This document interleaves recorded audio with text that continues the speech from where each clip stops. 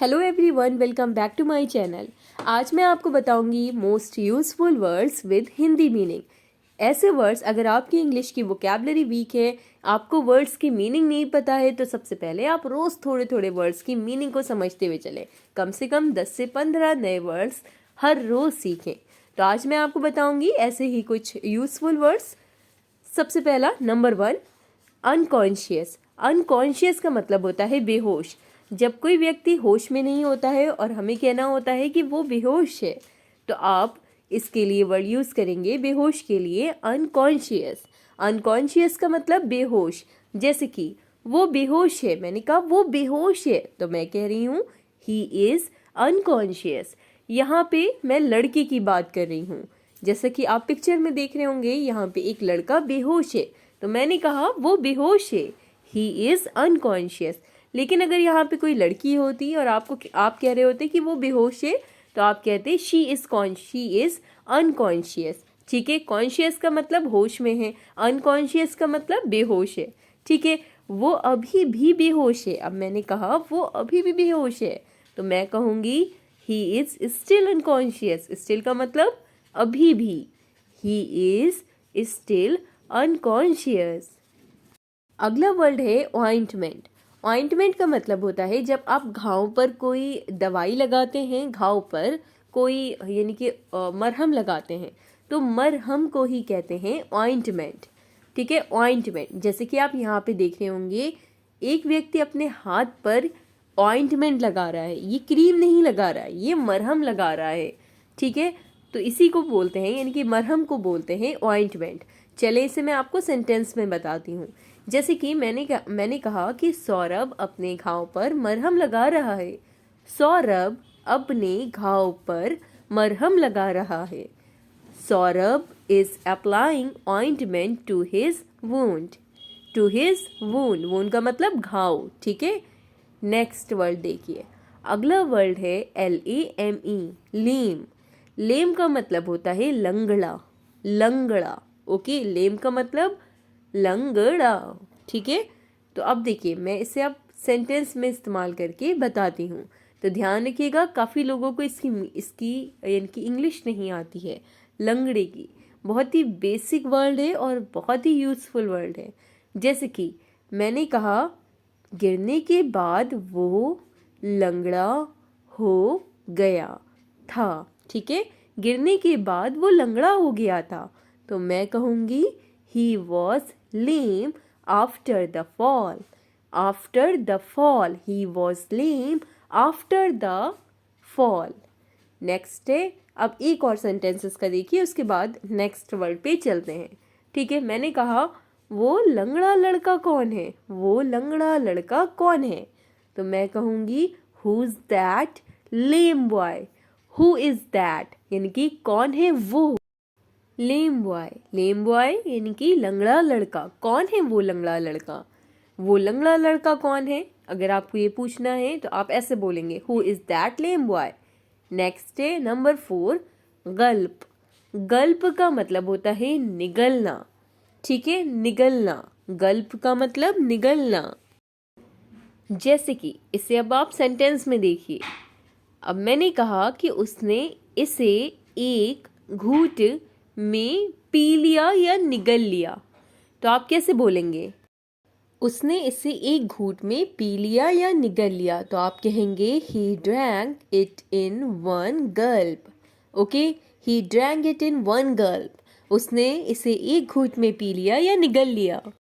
अगला वर्ड है number 5, mandatory. Mandatory का इस्तेमाल आप करेंगे जब आपको कहना हो कि कोई चीज़ ज़रूरी है। ठीक है, जिसे कहते हैं शुद्ध हिंदी में अनिवार्य है। इनकी तो मैंडेटरी है, ये तो कंपलसरी है, तो आप यूज़ करेंगे मैंडेटरी शब्द का जब आपको कोई चीज़ ज़रूरी हो कहना हो या अनिवार्य के लिए कहना हो।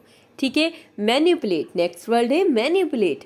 मैनिपुलेट वर्ड का इस्तेमाल आपने सुना होगा, और मैनिपुलेट का मतलब होता है जब आपको कोई चीज़ चालाकी से आपसे काम करवा ले। ठीक है, यानी कि आपको कुछ ऐसा यानी कि घुमा दे, मैनिपुलेट कर दे, आपको चालाकी से काम करना। ठीक है, मार्वेलस। नेक्स्ट है मार्वेलस। मार्वेलस का इस्तेमाल आप करेंगे जब आपको कोई चीज़ बहुत ही ज़बरदस्त लगे, तो आप कहें मार्वेलस।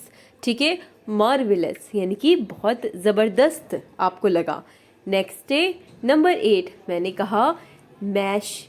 मैश का मतलब होता है कुचलना। कहते नहीं है इस पोटैटो को मैश कर दो या फिर इसको मैश कर दो।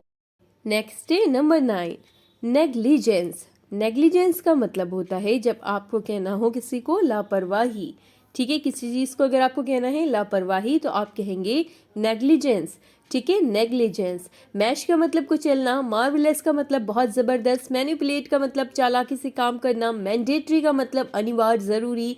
ठीक है, नेक्स्ट है नंबर 10, नरेट। नरेट का मतलब होता है बयान करना। नरेट यानी कि बयान करना, नरेट। ओके, नेक्स्ट है नंबर 11। नेक्स्ट है नंबर 11, ऑर्नामेंट। ऑर्नामेंट का मतलब होता है आभूषण। ऑर्नामेंट का मतलब आभूषण। ओके, नरेट मतलब बयान करना, नेग्लिजेंस मतलब लापरवाही, मैश मतलब कुचलना, मार्वलेस मतलब बहुत ज़बरदस्त, मैनिपुलेट मतलब चालाकी से काम करना, मैंडेटरी का मतलब अनिवार्य, ऑर्नामेंट का मतलब आभूषण। नेक्स्ट है आउटकम। जब आप कोई काम करते हैं तो आप बोलते हैं आउटकम क्या निकला, यानी कि इसका रिजल्ट क्या निकला। ओके, नतीजा क्या निकला। ठीक है, नतीजा, परिणाम या फिर रिजल्ट बोले तो आउटकम का मतलब यही होता है कि इसका आउटकम क्या निकला, ये जो तुमने काम किया इसका आउटकम बताओ मुझे, यानी कि नतीजा क्या निकला। तो आउटकम का मतलब नतीजा, ऑर्नामेंट का मतलब आभूषण। ओके, नेक्स्ट वर्ड है नंबर 13। अब मैंने यहाँ पे लिखा अपॉर्चुनिटी। देखिए, अपॉर्चुनिटी का मतलब होता है जब आपको कोई अवसर मिल रहा हो।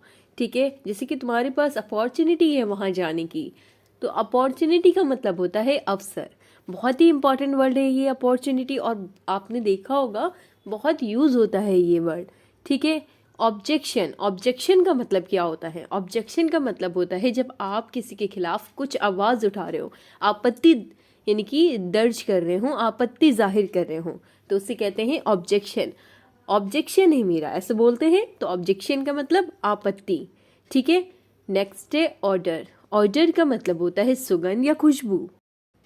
ऑर्डर का मतलब खुशबू या सुगंध। नेक्स्ट वर्ड है PITY, पिटी।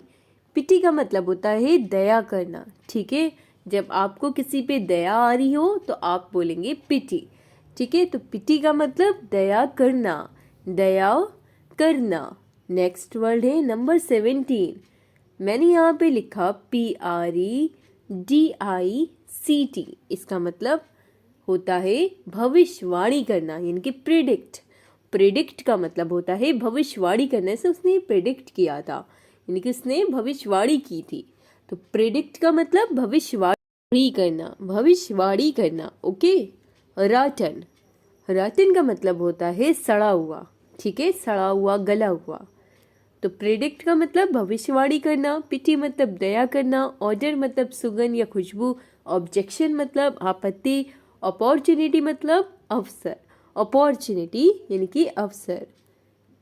तो आज की क्लास में बस इतने ही वर्ड्स की मीनिंग को समझेंगे। आई होप आपको इससे अपनी इंग्लिश को की वोकैबुलरी इन्हेंस करने में काफ़ी मदद मिले। अगर वीडियो आपके लिए हेल्पफुल हो तो वीडियो को लाइक करें, शेयर करें। चैनल को सब्सक्राइब नहीं किया है, पहली बार विजिट कर रहे हैं और पसंद आ रहा है तो चैनल को सब्सक्राइब करके बेल आइकन को ज़रूर प्रेस कर लें, ताकि जब भी मैं वीडियो डालूँ आप तक नोटिफिकेशन पहुँच जाए। Thanks for watching.